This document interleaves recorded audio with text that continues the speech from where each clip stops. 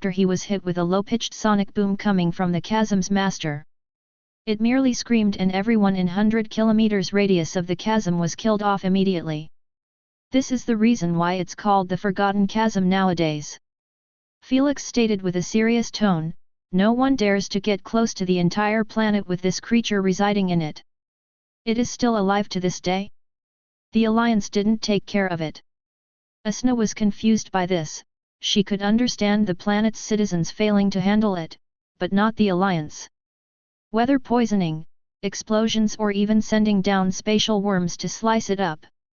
Nothing worked as it was found out to have immunities to most elements and the ability to revive itself no matter how much it was sliced apart. Felix answered, the only way found to kill it is by sending down powerful beings like Elder Dragon or just blowing the entire planet. It was obvious that such powerful beings wouldn't bother themselves to handle it. As for using a planet destroyer weapon for its sake, it beat the purpose, as its death was meant to help the citizens return to their homes and feel at peace. Since it never bothered to leave underground and didn't seem hostile unless it was aggravated, this matter ended up being dropped by the Alliance as they had other priorities to focus on. If it's so dangerous, why is it kept in this game? Asna wondered, I thought this is supposed to be an exhibition game on the low. Exhibition game or not, it doesn't mean that those leaders aren't going to be given a real challenge to get more Empyrean points. Felix answered. In other words, if they wanted to just chill and farm some Empyrean points, they only needed to avoid the bottom of the chasm, where its master was residing. If they greed for more, they could do so at their own risk. Some time later, Felix was reached out by Princess Meralia through an email, seeking a meeting to discuss their preparation and game plan. Since Felix wasn't planning on teaming up with her for real, he told her of his motives from the start to avoid any friction. Felix didn't know how did Princess Meralia take the news in real life, as her reply was a short statement of agreement. As long as she agrees. Felix put down the subject and refocused on creating the best plan to get himself as many Empyrean points as possible. Meanwhile, his masters were in a meeting with the primogenitors to discuss the terms of the bets for this game, as everyone was represented by a primogenitor, even the giant's champion Masa. Just tell us, what bloodline did he use? Is it Lord Shiva's bloodline? It has to be. He has similar mutations. Kumiho said with a curious tone as she stared at Felix's masters. You will find out in the game. Now, are you going to place a bet or not? Thor replied with an annoyed tone. Ever since the start of the meeting, she had been trying her best to find out about Felix's new bloodline after his appearance changed. Since the skin color, cracks, and even hair color matched with Lord Shiva, everyone had a strong inclination that he had used his bloodline. You guys are really quite ballsy to pick his bloodline even after what happened. Erebus commentated, aren't you worried that it might displease the elemental lords? They have no business with what we do to our student. Lady Sphinx said calmly, now, are you going to finalize the bet or keep wasting our time with this subject? No need to be this B*TCHY about it, we were just trying to give you a piece of advice. Kumiho said with an irritated tone. The other primogenitors gave Felix's masters similar looks, but no one brought out the subject again. From their looks, it was obvious that Lord Shiva hadn't left the best impression on them, as even his bloodline was enough to irk such a negative reaction. Days went by, and before long, only a couple of minutes left for the game to start. While Felix was playing poker with the tenants to keep the tradition alive, the network was absolutely going wild because of this game. Just the live concurrent viewers had already surpassed hundreds of trillions, and it was believed that the amount should be tripled at least if illegal streaming services were counted. This made the game be considered the biggest event in the past century, and it was all because of Felix's involvement, as the human race's numbers were simply unfathomable. Sir Felix, you will be teleported to the game hall in 2 minutes. Queen AI notified. You heard her, I am out. Felix threw his trashy cards on the table and exited the consciousness space, knowing that his absence wouldn't be noticed as he was always getting destroyed in poker against them. After waiting 2 minutes in silence, his body began breaking into light particles automatically. A split second later, Felix found himself in the exact same ancient ballroom hall from his first ever game. It was a grand and majestic space, with high ceilings that seemed to reach up to the heavens. The walls were adorned with intricate gold leaf detailing, and the polished wooden floors gleamed in the soft light of the crystal chandeliers overhead. At the far end of the room, a stage was set up for musicians to play, but it had only one podium on it. King Maxwell. It's great to finally see you again. Felix's focus was shifted from the hall to the werewolves' King Tresnor after hearing his distinguishable rough and loud voice. He was coming at him with a sincere wide grin and an extended giant hand. The pleasure is mine, King Tresnor.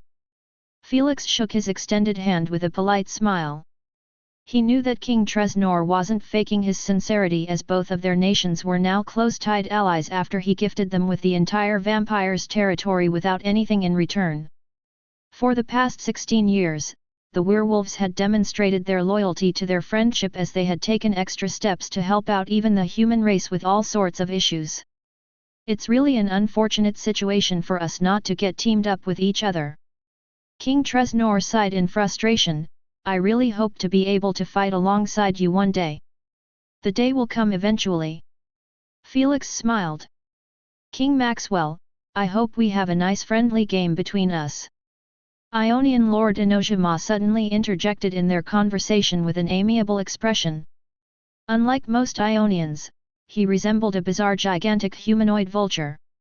Even though he had an amiable expression, he still appeared like an unsettling monster with a wingspan of about 10 meters. His body was coated in matted, black feathers that appeared to absorb all incoming light. He had two unfathomable, inky black eyes, and his hooked beak shone in under the chandelier's light. I won't be making any promises.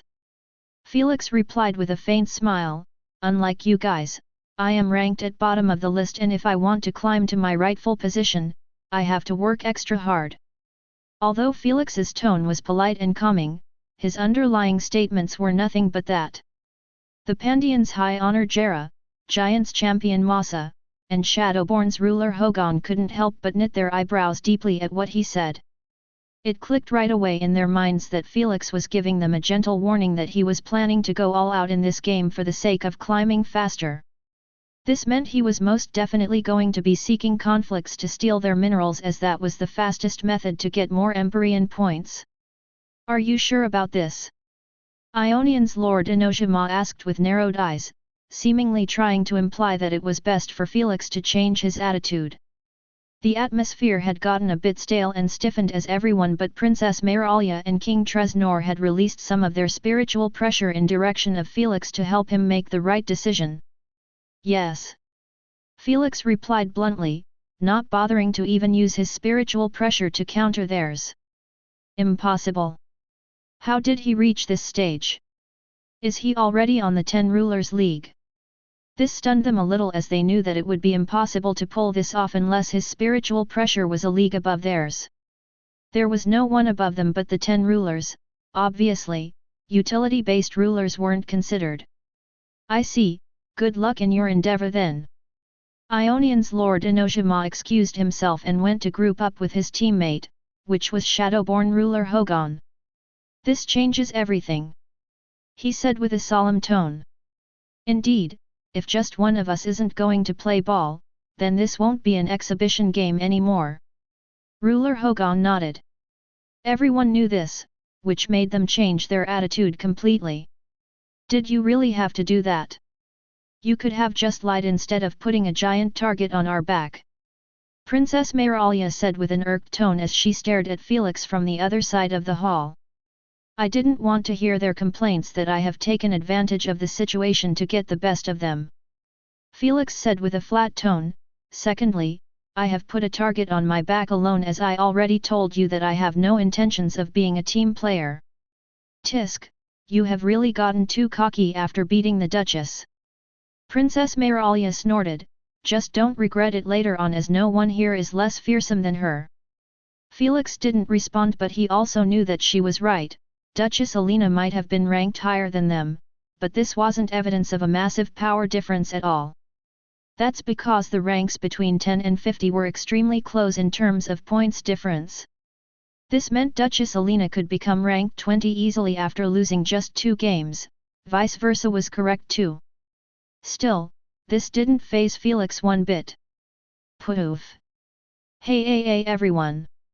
I am Miss Rose and I was appointed as the judge. Abruptly, a gorgeous female spirit fox manifested in front of the podium and greeted everyone with a friendly smile. She was lean and tall, her rust-colored fur glistening under the chandelier's light. Her long, pointed ears twitched as she scanned her surroundings, her eyes a bright, piercing green. Her face was slender and fox-like, with a black nose and sharp, white teeth peeking out from between her lips. She wore a simple leather tunic that showed off her toned arms and legs, and her tail flicked back and forth behind her as she moved. "Let's talk later." King Tresnor patted Felix on his shoulder and returned to his teammate who was the Pandian High Honor Jera. "Do you have any questions for me? How strong did the committee make the chasm's master?" Ionion's Lord Enojima inquired. Although he was part of the inner circle leaders, he didn't have much control or authority over the SG committee. In fact, even the 10 rulers didn't have authority over them unless their decisions were unanimous and approved by Queen Ai. This chapter's initial release occurred on the N0v3LB1N site. It was done like this so no one would be able to manipulate the game's design, rewards, and such. It has a similar strength to the real thing when it was first discovered. "They really want us to work for those points, hey?" Her answer didn't please anyone as it made them understand that if they desired to mine perfect minerals, they better bring their A game with them. Since King Maxwell has an X8 multiplier from the start, doesn't this mean that he is bound to win the game as long as he puts in a bit of effort? Giants champion Masa huffed through his nostrils. "Isn't that a bit too unfair?" Although the participants considered this game as an exhibition game before, it didn't mean that there wouldn't be rankings in it. Just like God's Raid game, there would be the upper 50% and the bottom 50%. The top half would get their points increased and the bottom half would get either their points decreased or break even. Well, his situation is a bit unique as there is no returnee system in the Empyrean games to make him skip the ranks. Since his strength doesn't correlate with his rank, the system is working in his favor to fix his situation as fast as possible. Miss Ross answered as she looked at Felix with a charming smile. "Tisk, it still feels like getting in this game is meaningless when the winner is already decided." Giants champion Masa wasn't too pleased with her answer even though it made the most sense. "If you are unhappy, you can always eliminate him early." King Tresnor sneered, "Or what? Is that too much for you?" That was enough to shut him up as Giants champion Masa wasn't stupid to seek to challenge Felix when he had just demonstrated that his spiritual pressure was a league above theirs. So, he swallowed his indignation and didn't bring up this subject again. "Any more questions? Do we get anything if we took out the chasm's master?" Shadowborn ruler Hogan asked with a curious tone. He really didn't care much about rewards or titles. However, if slaying Chasm's master rewarded with Empyrean points, then it was a different story. "You will be getting a unique title called the Avenger and most importantly, 200 Empyrean points." Miss Rose added, "By the way, you will be getting 5 Empyrean points for each whistling worm slayed." This information made everyone change their attitude when it came to dealing with the worms. They planned before on just ignoring them unless they assaulted them, but now? Everyone was preparing to hunt them down. "I guess that's all, I will be seeing you in the stadium." Seeing that no one spoke again, Miss Rose took her exit and left them to their own devices. For the next half an hour, everyone remained next to their teammates but Felix and Princess Mayralia. When the duration was about to end, Felix sent a warning to King Tresnor, "It's best if you protected yourself with an icy armor at all times." What do you mean?" King Tresnor was confused. "Good luck." Felix wished as his body began breaking into light particles, completely ignoring his question. "Landlord! Landlord! Landlord!" Just like always, the moment Felix opened his eyes, he was met with the extraordinary and chill-rising sight of his fans stacked up akin to sardines in the seating areas while chanting his name at the top of their lungs. "Louder! Louder! Louder!" His agent and #1 fan Emma could be seen championing armies of Felix's fans, who were all wearing his merchandise of all types and shapes, making them resemble multiple versions of Felix in his past. Most of them were seen wearing blue-haired braided wigs and carrying tentacles toys in their hands as they waved them around proudly, seemingly trying their best to relate to their idol.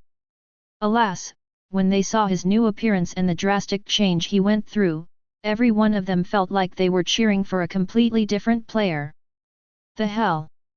Who the f***ck is that? Is that really our lord? Some of them even began to question if that was really Felix or someone sharing the same name as him, and they were bamboozled into paying for tickets for a different player. Their doubts were soon cleared after Miss Rose introduced those players one by one with their full honorable names. This time, no one felt an ounce of charm coming from Felix, as his new devilish appearance was just too intimidating, making everyone feel like they were staring at the devil himself. Unfortunately, there was no interview segment to help them clear their doubts about Felix, since Miss Rose didn't dare to interview such authoritative figures for the sake of entertainment. So, after she concluded with the introduction, she kicked off the game right away by teleporting everyone above the chasm. It was a deep circular canyon with hundreds of layers, resembling roadways for machinery to travel on. This was the open pit of the chasm, where the earliest part of mining happened. At the very bottom of the open pit, there was a giant dark hole that resembled a sink. That was the entry to the forgotten chasm. The environment nearby was harsh and barren, with bad weather conditions and rugged terrain. Felix and the rest of the players were teleported to different locations at the very top of the open pit. You have 1 minute grace period before you can start attacking each other. Miss Rose asked. All ready? The moment she saw everyone nod their heads, she kicked off the countdown, making the spectators join her. 5, 4, 3. Felix glanced at Princess Meralia and advised with a flat tone, "It's best that you remain here for the next 6 hours." Hey! Why would I do that? Princess Meralia scoffed, "I don't care what you do, just don't interfere in my plans." This chapter's initial release occurred on the N0v3LB1N site. As you wish. 2, 1. Go! Whoosh whoosh whoosh! Before the last octave could reach the spectators' ears, the players had already taken off akin to a storm, leaving behind them utter destruction. This resulted in dust clouds arising in the open pit, which blocked the spectators' view. This caused them to miss the sight of the players disappearing through the chasm's hole. When the dust settled, Miss Rose and the spectators were taken back by the image of Felix sitting on his location with his legs crossed and an apple in his hand. He was eating it with an indifferent expression as he stared at the chasm's hole, seeming like he wasn't in rush whatsoever. "What's your boy planning now?" Erebus asked with his eyes narrowed at Felix's masters. His champion's previous losses against Felix had taught him a valuable lesson that he never underestimate his opponents and most definitely never made an action without meaning. "You will find out eventually." Thor grinned slightly, causing Erebus' eyelids to twitch in annoyance. "Is landlord waiting for the grace period to end before entry?" Miss Rose guessed. This is really a good decision as it enables him to avoid any friction with other teams. Though, this will cause him to lag behind and potentially lose out on the free minerals. The other players didn't rush at the top of their speed without a reason. They knew that being the first gave them the advantage of mining the easiest mineral before others. When they get most of them, they could then focus on the difficult ones. When Miss Rose changed the focus of the main camera to Shadowborn ruler Hogon and Ionian's Lord Enojima, this was exactly what was shown to everyone. Both of them were using their unique visions to locate the ores inside the walls of humongous cylinder-like tunnels and mine them by using their abilities. Since they were still near the surface, the minerals were graded as unclean, forcing them to use gentle touches to avoid breaking them apart. This was happening in other tunnels too, as each team had chosen a different tunnel from the other. The chasm's hole was connected to 10 tunnels, which made it possible to keep them separated at the start without issues. Grace period has ended. The moment 1 minute passed, Miss Rose refocused the camera on Felix with a look of anticipation that was shared by most of the viewers.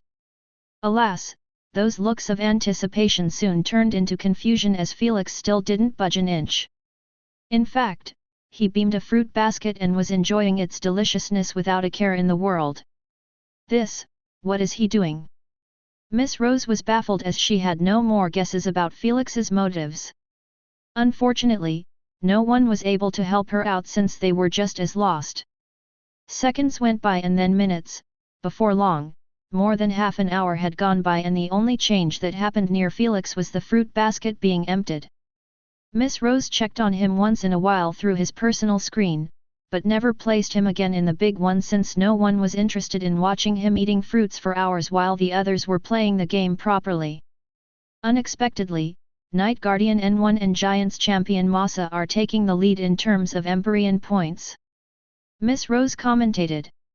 Night Guardian N1 was using his insane mental prowess to control the whistling worms like pets, helping him dig through new areas to locate much rarer minerals. This strategy was amazing since minerals were the main source of food for those worms, which made them the perfect detectors. To be ranked as third even though she is the only one mining, Princess Mayralia really going the extra mile to carry her team.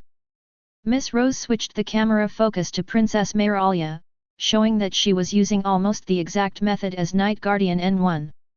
She was using them as minerals detectors, but through manipulating them with her silk strings. She was seen sitting on top of a worm while having thin silky strings implanted deep inside the worm's brain. As the leader of the entire spider-kin race, her silk manipulation was already at an uncanny level. With her intelligence being added to the mix, she was capable of using her silk strings to turn anyone into her puppet by controlling their brains. This was one of the many abilities that made her a fearsome player worthy of being ranked as 18 in the Empyrean list. Unfortunately, the others weren't to be underestimated as well. With more time passing by, Princess Melia kept losing her edge slowly until she was ranked last with Felix. After all, the scoring wasn't counted individually, which made the other teams obtain more Empyrean points in total than her. Mother Fasterisker, are you trying to throw the game and screw me with you? In the end, she couldn't hold her indignation anymore and cursed out Felix telepathically. No one could blame him really, as the game had been going for more than 5 hours now and Felix had yet to touch a single mineral. Anyone would be livid to have such a useless teammate. Felix ignored her complaints and carried on chilling in the open. While the viewers and players thought that Felix was merely wasting time, he was actually doing something that no one thought was possible. Mapping the interior of the chasm. He went there, looks like there is another tunnel. Felix spoke with himself as he used his wisdom eyes to observe the movements of all the players inside the chasm.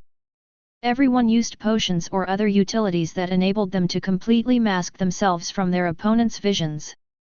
This would have worked against Felix if he still had only truth vision, but with evil vision? Their evil auras sold them away cheaply before him. This allowed Felix to follow every direction and step they took inside the chasm and create an imaginary map in his head. After 6 hours of doing this, Felix finally was satisfied with the end results. This should be enough to kickstart the plan. Felix cast a levitation spell on himself and hovered in a steady manner toward the chasm's hole. Landlord is finally making his move. His actions were noticed instantly by Miss Rose, making her focus the camera on him with an excited expression. Some felt dread and some felt enthusiastic about what he was going to do. Everyone had waited patiently for 6 hours straight for something exciting and Felix didn't disappoint them. True Poison, 3rd level, Ragnarok's Sunday. Felix uttered with a flat tone as he extended both of his hands in the air while he was hovering directly above the chasm's center. Whoosh! Dark purplish poisonous liquid surged from Felix's palms and began to revolve around a single point, creating a tiny condensed ball. With more poisonous liquid being fed into it continuously, the sphere kept enlarging in size at an unprecedented speed. In a couple of seconds, the sphere was already turned into a supermassive globe with a radius span of hundreds of meters. It was at least double the size of the chasm's hole. Yet still, Felix didn't seem to have plans of stopping as he kept increasing its size rapidly under the dumbfounded eyes of the viewers. Ragnarok's Sunday. How? Siren looked at Felix's masters with widened eyes, unable to believe the sight before her. Her reaction was shared by all the primogenitors as every one of them knew that it was impossible for Felix to make such an unlogical breakthrough in his poison manipulation. It's been merely 16 years, what the hell did you guys do? Erebus asked. We did nothing, it's all due to his efforts. Hormungandr answered honestly. Erebus and the others were surprised by his answer as they knew that Hormungandr wouldn't lie to them about such a thing. If he didn't want to answer, he simply wouldn't, as no one could pressure him.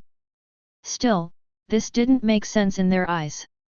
You telling me he managed to master Ragnarok's son, an ability that took you a century to create, in 16 years? Kumiho snorted in annoyance. You take us for idiots. What can I say? He has a great master. Hormungandr chuckled. None of Felix's masters had any intentions of telling them that he had access to Elemental's galaxy, since this could reach the Darkin's ears and create unwanted trouble for him. Seeing that Felix's masters refused to clear their doubts, the primogenitors were forced to drop the subject for now and refocus on the game. The first thing they saw was Ragnarok's sun coming to completion after its radius reached a kilometer. It might be just a 1 kilometer radius, but this was a sphere of a pure liquefied true poison of the 3rd level. This thing was an absolute killer weapon that would have put dread into the hearts of all spectators if they knew about its true horror. Crystallized funnel. Felix wasn't done as he manifested a gigantic dazzling crystallized funnel that had a mouth just as large as the chasm's hole. Thud. Felix controlled it to lock tightly with the hole's walls until not a single dust particle was able to exit from the chasm. Then, he lowered Ragnarok's sun until it was extremely close to the funnel's extended back, but not making direct contact with it. Don't tell me.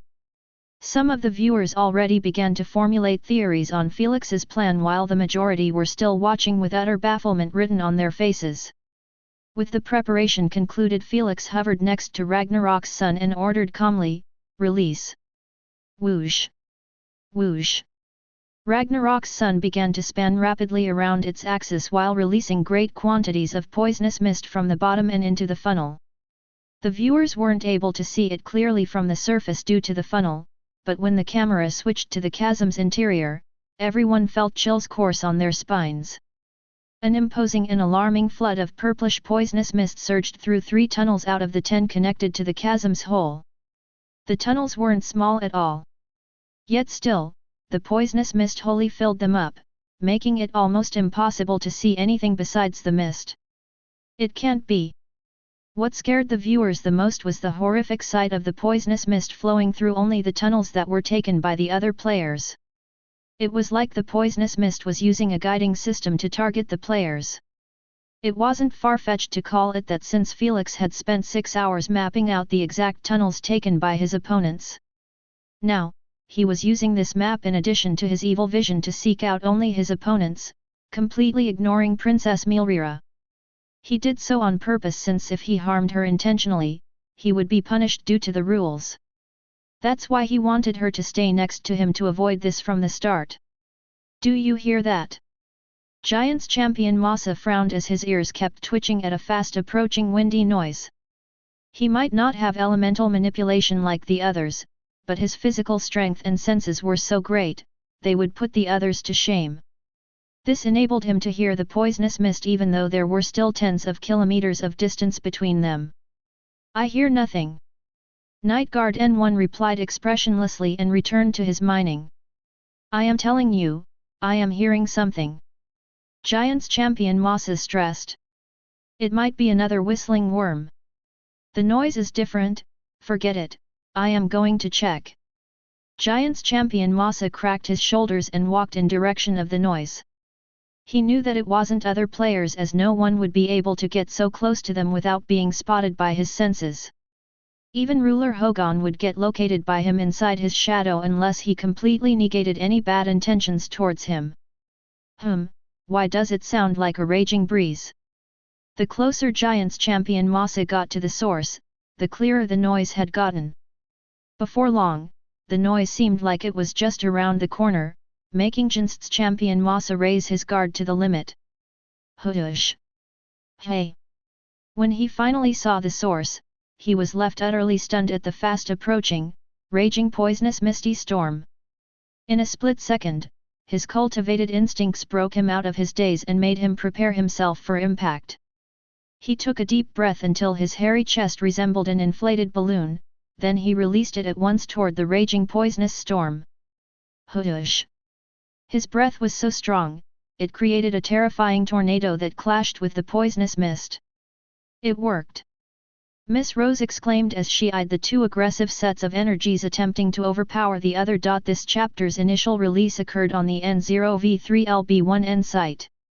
Alas, Giant's champion Masa was using merely his breath, which wasn't an infinite resource. When it ended, he was forced to take another deep breath while the poisonous mist kept coming non-stop like it was being powered by a generator. This wasn't far-fetched from reality, as Ragnarok's sun wasn't spinning for no reason. It was turning the poisonous mist into a raging storm capable of pushing through anything instead of needing wind to carry it. Giant's champion Masa had absolutely no chance of blocking this with merely his breath. After some failed attempts, he realized this truth as well, making him change his approach. "Come!" he challenged with a thunderous yell as he covered his entire body with a legendary protective armor that resembled what the Vikings used to wear. The only difference was that the armor's openings were sealed with golden energy. He carried two large wooden clubs that were also unique, as the wood seemed to be shimmering with white light from within. This entire wardrobe made Giant's champion Masa turn from a barbaric giant to one of the deity's warriors with a sacred mission of guarding them. Whoosh! The poisonous mist surged through him and continued on its path non-stop, not affecting him too much due to his legendary artifact armor. Giant's champion Masa narrowed his eyes in great focus as he kept scanning around him within the poison, knowing the true threat was never the poison itself, but the creator. "Come on out, landlord!" he called again as he swung his clubs around, clearing the area from the poison before it filled it up again like he did nothing. Unbeknownst to him, Felix was still hovering near Ragnarok's Sunday. He didn't seem to have a single intention of fighting Giant's champion Masa personally. "Arise!" he commanded calmly. Whoosh whoosh! Abruptly, the poisonous mist around Giant's champion Masa began to spin around him faster and faster until a circle was created with him in its center. Before Giant's champion Masa could react, massive solidified poison warriors started to step out of the poison wall from every direction. All of them were the same size as Giant's champion Masa and were carrying different weapons, making them seem just as menacing and scary as him. Their expressions were cold and lifeless, making them seem like they had absolutely not a single thought in their minds. Yet still, Giant's champion Masa felt goosebumps arising on his skin as he could sense their murderous intent, like their sole reason for existence was to erase him. "Kill him!" Felix ordered expressionlessly.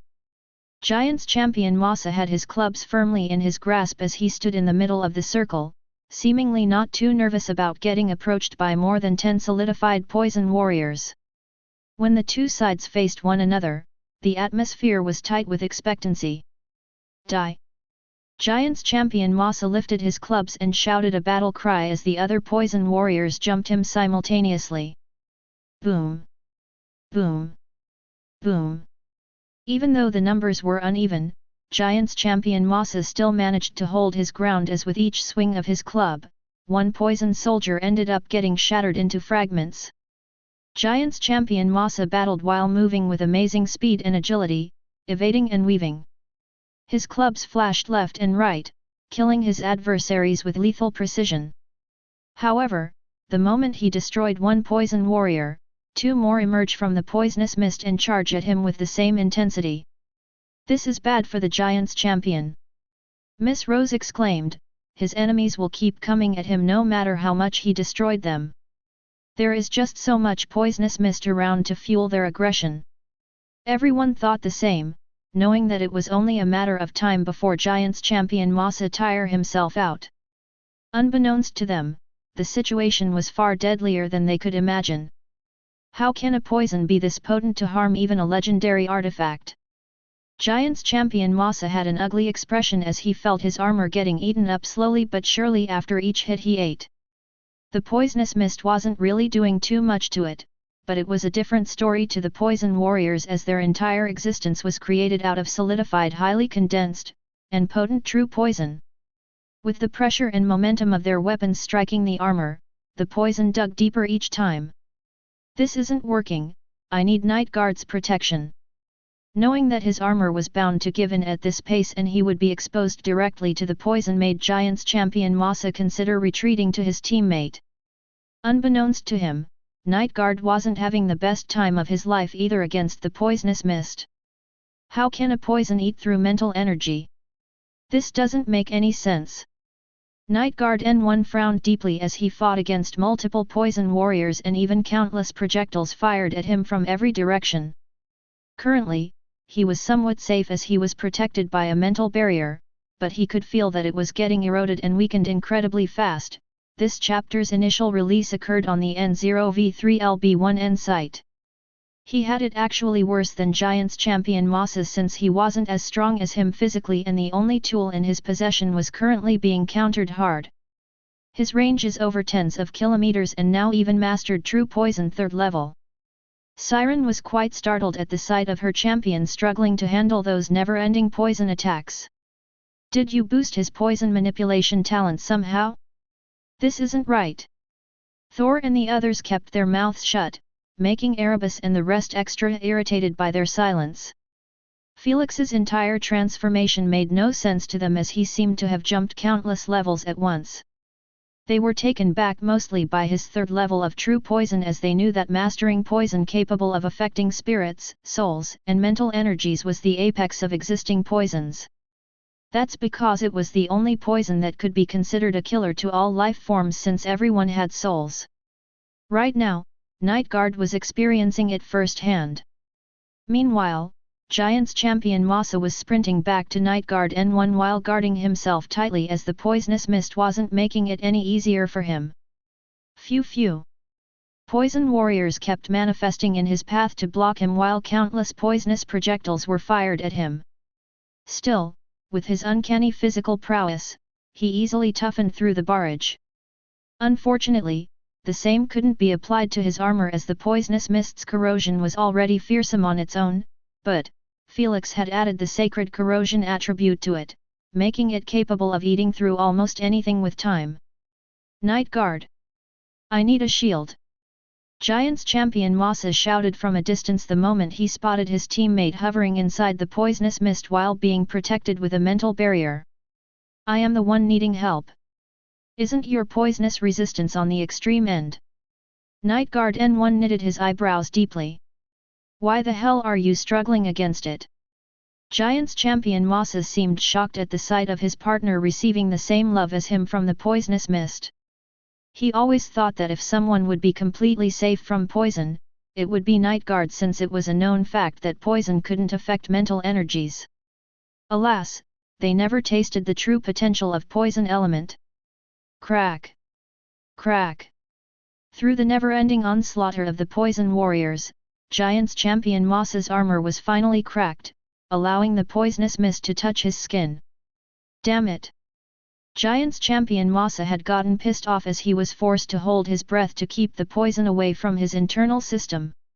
He trusted his insane poison resistance to keep the poison from affecting his skin too much. We have to go lower. I will shatter the ground. He called, believing that he had enough time to escape from the poisonous mist. Alas, he had no clue that his fate was decided the moment the poisonous mist touched his skin. Ugh! Under the startled eyes of the viewers, Giants champion Mossa abruptly fell to the ground and screamed with a pained expression, appearing like he was being tortured alive. What's happening to you?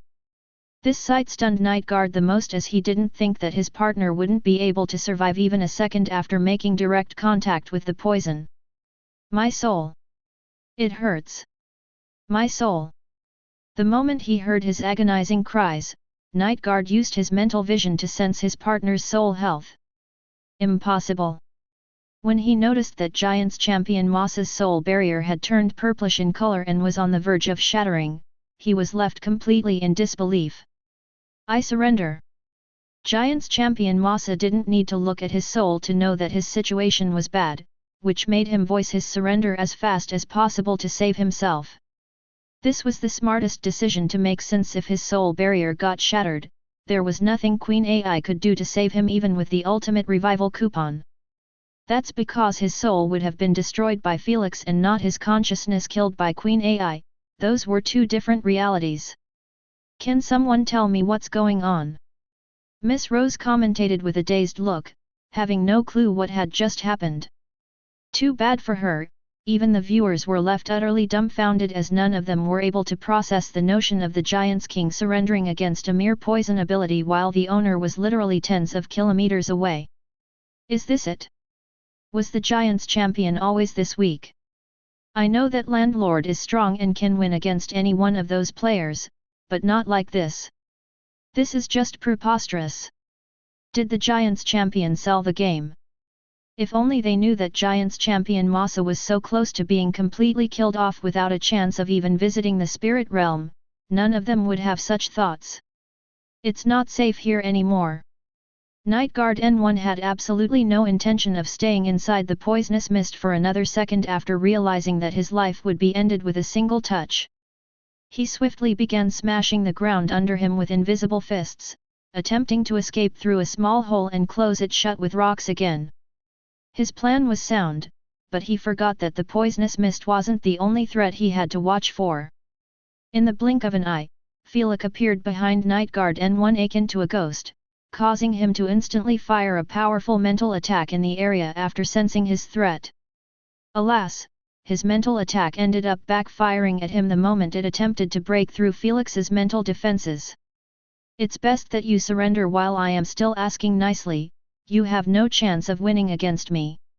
Felix shared with a flat tone as he looked directly into the Midgard N1's shaken eyes. Hive Race was known for being emotionless most of the time, but Midgard N1 really couldn't help but feel absolute dread when he came face to face with Felix in his battle form. His mental defenses were getting thrashed by the poisonous mist and now even his mental attacks weren't capable of harming Felix's mind. This was all he had to offer and both were useless in front of this monster. This wasn't a normal occurrence as Midgard N1 was the third strongest member of the Hive Race, being weaker only than Midgard N0 and the Empress herself. Yet, he became just like a normal player before Felix. What happened to you? Midgard N1 asked. I got stronger. Felix replied indifferently as he moved toward him. When he got face to face, he merely reached out with his hand and snatched the minerals bag, breaking off the mental barrier purely with his disgustingly physical strength. The moment Midgard saw that the poisonous mist was about to touch his skin, he immediately surrendered to save his soul. Felix didn't bother to even look at his body which was breaking into particles. He turned his back on him and went to pick up the other bag that belonged to Giant's champion Masa. He gathered the minerals in one bag and then teleported back to Ragnarok's sun, not knowing that the entire stadium had become as quiet as moose because of him. Is this really a top 50 game? Miss Rose murmured with a dazed look. She felt like she was watching a higher-ranked player bullying lower-ranked ones. While her feelings were shared by most viewers, Felix's fans didn't seem to care about the craziness of this situation. Landlord! Landlord! Landlord! They awakened the stadium from its slumber with a unified thundering chant, causing the other spectators to protect their ears from their destructive noise. Landlord has eliminated one team in his first minutes of action. Is this really it? Is this really how the game is going to progress? Their chants had caused Miss Rose to snap out of her daze and continue her commentary, with her hyping the already noisy crowd. The liveness almost caused some fans of other players to escape from the stadium. I am really getting ripped off here. Siren sighed in frustration after her champion lost again to Felix. Tell me about it. Aspidakellone's eyelids twitched as he looked at Thor and Hormungandr who were grinning from ear to ear. One was happy about Felix's domination and the other was pleased with seeing his poison element causing absolute despair in people again. No wonder he waited 6 hours to make a move. Erebus commentated, he filled up the tunnels with his poison, enabling him to teleport anywhere he desired within the chasm as long as his poison was there. Erebus was absolutely right as Felix's teleportation spell or even his dimensional mirror wouldn't have worked if he wanted to use his evil vision as his guidance. That's because he still needed to have an actual three-dimensional location to teleport to if he had never visited the place before. His poisonous mist allowed him to achieve that since he might not see the tunnel, but he was most definitely able to see his poisonous mist, taking its shape. With Midgard's evil aura appearing like a sore thumb inside the poisonous mist, Felix was able to teleport next to him without worrying about having part of his body manifesting inside a wall or such. There is another reason. Thor chuckled, 6 hours are enough for your little champions to harvest a great collection of minerals for him. Pricks, like master like student. Kumiho cursed with a peeved tone. Since Siren's champion was Midgard, she had chosen Ionian Lord Inojima to represent her. While her champion was still in the game, she knew that his life was hanging by a line. Unfortunately for her, Felix had chosen him and his partner Shadowborn ruler Hogon as his next targets. What's the plan here? Midgard and Masa are out of the game. They must have been eliminated by him. Ionian's Lord Inojima spoke with a solemn tone as he hid within the Shadow Realm with ruler Hogon. Just like the other two, they were also attacked by the poisonous mist and the poison warriors. When they realized that fighting them was absolutely useless and that the poison's potency was too frightening, they both hid inside the Shadow Realm. As the ruler of Shadowborn, Hogon was capable of keeping anyone inside the Shadow Realm by covering them with shadow energy. He was the best at it as his guests didn't even feel discomfort in the process. Let's change our location through the Shadow Realm. Ruler Hogon suggested. There was no better option than just avoiding the poisonous mist entirely since it was rewardless to deal with it. Let's go with that. Ruler Hogon guided his partner through the Shadow Realm until they arrived at a rock's shadow that was at least 5 tunnels below their original location. Thankfully, they were able to do this because the tunnels had crystallized light on their ceilings, which were used to light up the tunnels for the miners in the real world. Looks like Ruler's Hogon team are in the clear.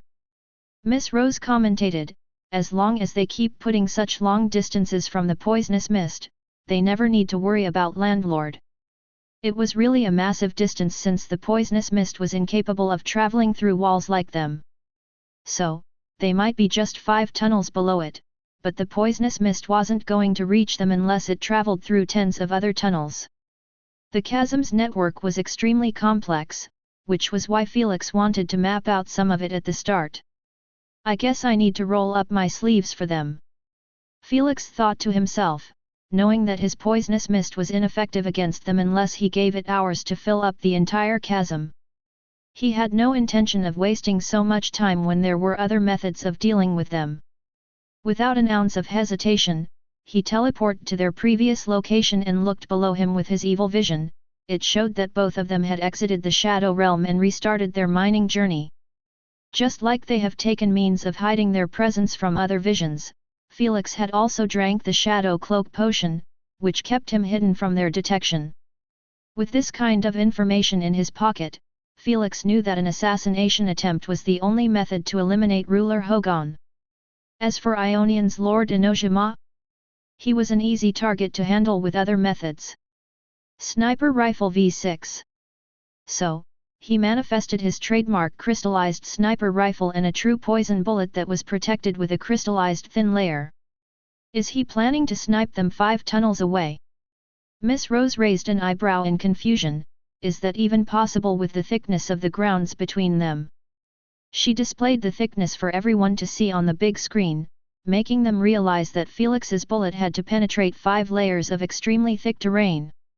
The chasm's interior wasn't made out of soft soil or anything like that, its terrain was as hard as granite, making it extremely difficult to break it apart easily. The fact that Felix was planning to use a true poison bullet to pull this off made them even more baffled. Unbeknownst to them, Felix never had any intention of sniping through the ground. He created a crystallized platform and stood above it. Then, he aimed the sniper rifle at the ground, and to be exact, on Ruler Hogan's scalp. Greater Space Spell, Interdimensional Delivery. Felix uttered in his mind, causing his devilish horns to have grey runic letters light up, giving them a bizarre splendor. As silent as a night breeze, a tiny grey runic hex manifested above the true poison bullet. Then, it started to shimmer with grey light as well before turning somewhat unreal, like it existed but at the same time, it didn't. Felix used his mental energy to load up the bullet in the rifle's chamber without removing his eye from the glass scope. The exact distance between me and him is 1 kilometer and 302 meters. Chance of error is 5% give or take. Felix narrowed his eyes at Ruler Hogan's evil aura as he calculated the exact distance between the barrel's mouth and his target. He was capable of doing this since he had an impeccable grasp of calculation due to his cognitive reasoning being on the extreme end. Bullet's exit point is 1 kilometer and 301 meters. The moment Felix saw that Ruler Hogan had stopped moving for a split second, he immediately fired the bullet. This chapter's initial release occurred on the N0V3L by Insight. Unlike the last times, there was no explosion or even a slight recoil. The bullet just disappeared the moment it reached the barrel's mouth and left absolutely no trace behind it. Miss Rose and the viewers had their unblinking eyes focused on the ground like fools, thinking that it should have penetrated it by now. Before they could realize that they had been bamboozled, a notification appeared on the big screen, leaving them absolutely dumbfounded. Shadowborn Ruler Hogan has been eliminated by Landlord. What? The F***ck. Everyone switched their focus instantly to the small screen that was showing Shadowborn Ruler Hogan's team. When they noticed that the Ionian's Lord Enojima was staring at his fallen partner with a stunned expression, they knew that the notification was as real as it could get. Wind transmutation. A split second later, he pushed his raising terror in his heart and immediately transformed himself into a windy storm, escaping as fast as the wind through the tunnel. Obviously, he took the minerals bags with him. This was the smartest move to make as Felix was preparing another bullet for him if he dared to remain unfocused for a mere second. What the F***ck was that? Ionian's Lord Enojima screamed in his mind in utter agitation as a replay of his partner's sudden death kept playing in his mind. He was standing near him, mining in peace, and a split second later, his skull was cracked open and his body was turned into a shriveled corpse before it even touched the ground. Everything happened so fast, even with his insane reaction speed, he still wasn't able to comprehend his partner's death. This left him with no other option but to escape. Unbeknownst to him, most of the viewers were left in disbelief just like him, and they actually witnessed the entire assassination attempt. What kind of spatial ability is that? Emperor Local asked as he gave Felix a look of astonishment. It must be interdimensional delivery. It allows the user to create an entry point and an exit point for any object he wanted. The object will travel through space-time at the same speed before its entry point. High Chieftain Lakaka shared with a peculiar look, "This is what we use for short-distant deliveries in our tribes. I didn't think I will ever see it being used in a battle like this." High Chieftain Lakaka knew that this spatial ability or spell could be utilized to drop bombs or such in battles, making it extremely useful. Though, he never actually saw someone using it to deliver a freaking bullet straight into the head of the target. But, I believe it's a greater grade spatial spell. It should be impossible for him to master it in less than 16 years unless he invested all of his time in it. What do you think? Emperor Local eyed Queen Alfreda, their spell casting master. He is immensely talented in spell casting. I don't find it that shocking if he managed to master even 3 greater space spells in 16 years. Queen Alfreda answered. I never knew you had a such strong opinion of his talents. It might have looked like this for everyone, but Queen Alfreda knew about the elemental galaxy since her permission was needed for Selpha to accompany Felix. Knowing that the time difference was that drastic made it acceptable in her eyes for Felix to master any runic spell regardless of the difficulty. Unfortunately, Felix prioritized his elemental manipulations more than his spell casting since he didn't have his cheat method on him. Queen Alfreda was under the assumption that Felix's runic comprehension skills were almost just as gifted as Selpha's after seeing him master a couple of lesser spatial spells in less than 3 years. Unbeknownst to her, without his cheat method, his talent was dog poop. Another one bites the dust. Erebus leaned against his chair with a defeated expression, feeling too depressed to look at the screen again. Cheer up, at least our boy was merciful enough to not use the 3rd level of true poison in his bullet. Thor chuckled. Felix was a lot of things, but he wasn't stupid to completely annihilate the soul of the Shadowborn's ruler in a game, especially, when he could easily finish him off using just the 1st level of true poison.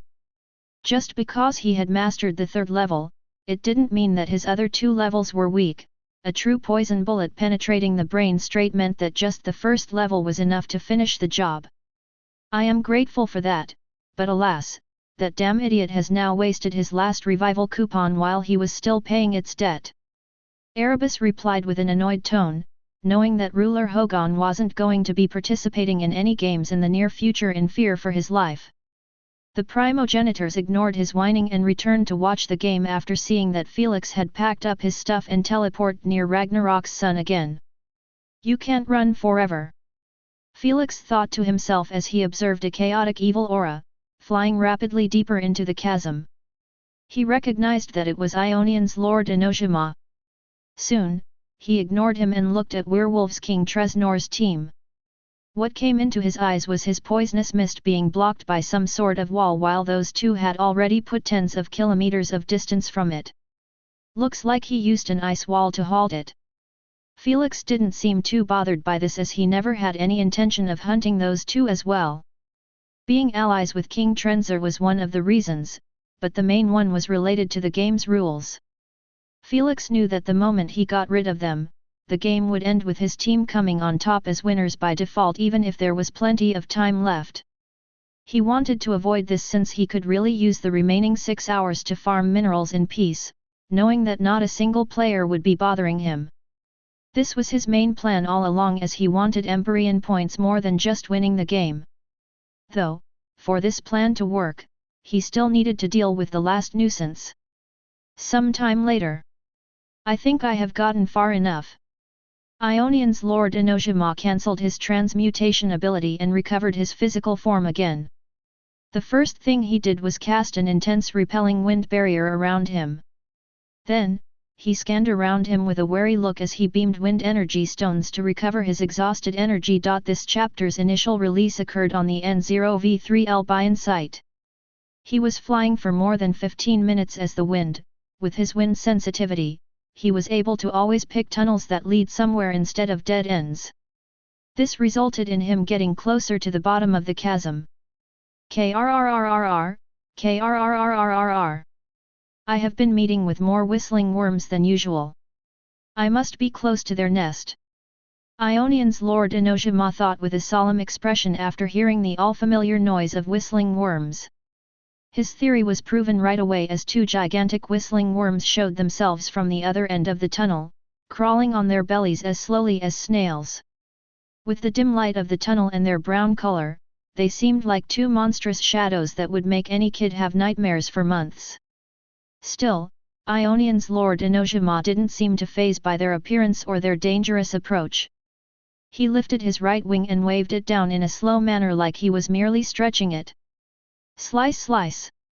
Alas, this little wing movement had resulted in the whistling worms' gigantic heads getting severed in one clean motion. Thud thud! They fell on the ground with decapitated heads and began wiggling around, seemingly not dead yet. Ionian's Lord Enoshima appeared above them in the blink of an eye and halted their revival attempt by turning them into a bloody paste with a highly pressured wind palm. You have earned 10 Empyrean points from slaying 2 whistling worms. Queen AI notified him. 10 points? I might as well go deeper and hunt those worms than mine those stupid rocks. Ionian's Lord Enoshima decided to switch his strategy. It wasn't because of the clear profit from hunting the worms, he knew deep down that if he dared get closer to the surface, he would get hunted down by Felix. His partner's incomprehensible death made him realize that only Felix was capable of pulling off such a smooth and freaky assassination out of nowhere. He still might not know how did he pull it off and he really had no intentions of finding out through experience. Looks like Ionian's Lord Enoshima hasn't given up on winning this game even though he lost his partner. Will it be enough though to claim the number 1 spot by hunting those worms? Miss Rose commentated while displaying the current ranking of teams and individual tallies. //1, Unpaid Landlord /Spiderkins Princess Mairalia, 180 EP/55 EP. Total, 235 EP. 2. Shadowborn Ruler Hogan /Ionian's Lord Enoshima, 0 EP/168 EP. Total, 168 EP. 3. Werewolves King Tresnor / Pandians High Honor Jera, 80 EP / 50 EP. Total, 130 EP. 4. Nightguard N1 / Giants Champion Masa, 0 EP / 0 EP. Total, 0 EP //. Felix's team was taking the lead only because he had looted Nightguard's team, which was previously number 1 in the ranking. With Princess Marulya's points added to the mix, the gap was increased significantly. Still, Ionian's Lord Enojima didn't seem too demotivated or disheartened. He understood that just securing number 2 was enough to keep his Empyrean points from getting affected negatively. This was enough to keep him moving forward. Though, his idea to do this through hunting whistling worms wasn't too relieving. Felix knew this better than anyone as the moment he planned on making his move on Ionian's Lord Enojima, his eyes were frozen solid after a new evil aura manifested before him. An evil aura so strong, so powerful, it literally covered his entire world, making him unable to even see Ionian's Lord Enojima's evil aura anymore. Before he could react, 2 sets of eerie and chilling red eyes emerged on the evil aura. They seemed to be locked in on Ionian's Lord Enojima's almost invisible evil aura. Well, he has awakened the Chasm's master, good luck to him. Felix retracted any thought he had about making a move on Ionian's Lord Enojima. In his eyes, there was no need to make a move when someone else was going to do it for him. It seemed like Ionian's Lord Enojima didn't seem too afraid of the Chasm's master as he kept hunting deeper and deeper into the worm's nest. Slice! Slice! Each time he met a whistling worm, he made sure to slice its neck before turning it into a paste. The deeper he had gotten, the more worms jumped him. But, he was glad about this as they were nothing but free points in his eyes. Whoosh! This chapter's initial release occurred on the N0v3L by Insight. What's with this sudden shift of the wind flow? Ionian's Lord Enojima narrowed his eyes in focus at the depth of the tunnel, where the wind seemed to have changed trajectory. Is it the Chasm's master? Am I getting close? Ionian's Lord Enojima knew that most of the worms would be near the Chasm's master since she was their mother.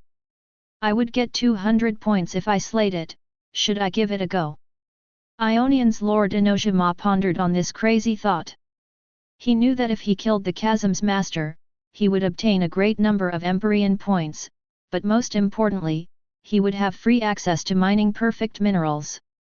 If he pulled it off, winning this game would actually be a viable option. I am already here, might as well give it a try. Ionian's Lord Enojima continued on his path without a hint of fear in his eyes. He was wary, but not afraid. He had full trust in his capabilities to either kill the Chasm's master or at least escape when *T hit the fan. After a few minutes, Ionian's Lord Enojima reached the end of the tunnel, leaving behind him tens of mashed-up worm corpses. The tunnel's end wasn't a wall or a path leading to other tunnels. It was just a giant gaping hole that was peeking into utter darkness. Ionian's Lord Enojima walked to the edge with a focused expression as the irregular wind behind the tunnel's mouth made him realize that there was a gigantic open space there.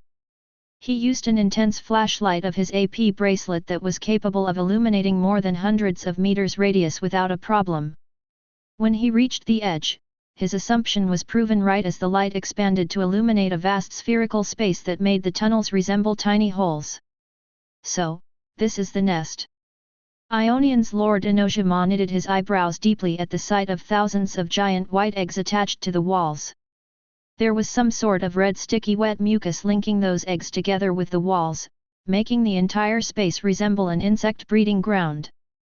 As much as disgustingly and spooky this breeding ground was, Ionian's Lord Enojima's mind was focused on another problem. The Chasm's master wasn't at the bottom of the breeding ground. There is warm air coming from the bottom. It must have been here just a while ago. Ionian's Lord Enojima thought as he scanned the ground. Using his wind sensitivity, he managed to find many gigantic tunnels on the ground, which were much bigger than the ones he trod on. This is my chance to farm those worms and get the hell away from here before it returns.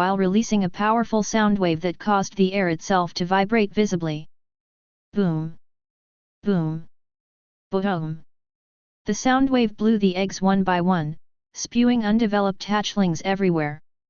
Before Ionian's Lord Enoshima could process this merciless and barbaric sight, the sound wave landed on him. Boom! Unlike the eggs, his ears ended up rupturing while his body had gotten smashed into the wall. Not giving him a single chance of recovery, the chasm's master released the same green mucus flood at him. Whoosh! Ionian's Lord Enoshima wasn't a weakling to get killed this easily as he manipulated the wind on his path to change the flood's trajectory to the right. Instead of outright blocking it, changing its pathing was much easier and doable. This caused the wall, the red mucus, and what remained of the eggs to get turned into disgusting hot smoke like they were hit by acid. I had enough.